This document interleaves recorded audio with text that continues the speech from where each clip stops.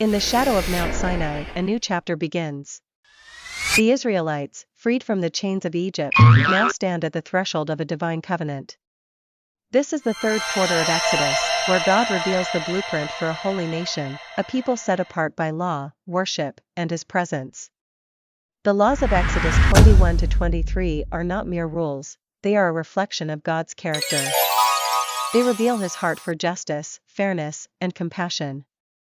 From the treatment of servants to the protection of the vulnerable, these laws lay the foundation for a society built on divine principles. These laws are a reminder that holiness is not confined to the sacred, it permeates every aspect of life. In the mundane and the monumental, God's people are called to reflect His righteousness. With the laws proclaimed, the covenant is ratified. The people respond with one voice, "All that the Lord has spoken, we will do." In this moment, the Israelites are no longer just a wandering tribe, they are a nation bound by a sacred promise. This covenant is not just a contract, it is a relationship.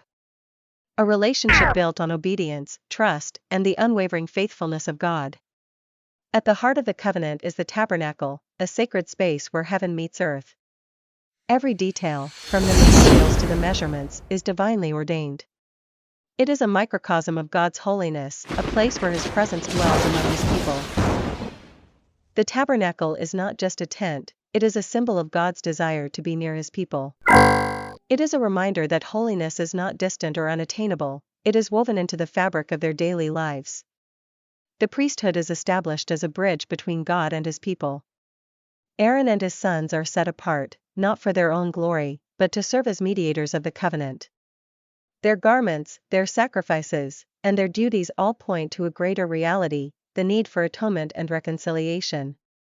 In every act of worship, the priests remind the people of their calling, to be a kingdom of priests and a holy nation. The altar of incense and the bronze basin are more than ritual objects, they are symbols of purity and prayer.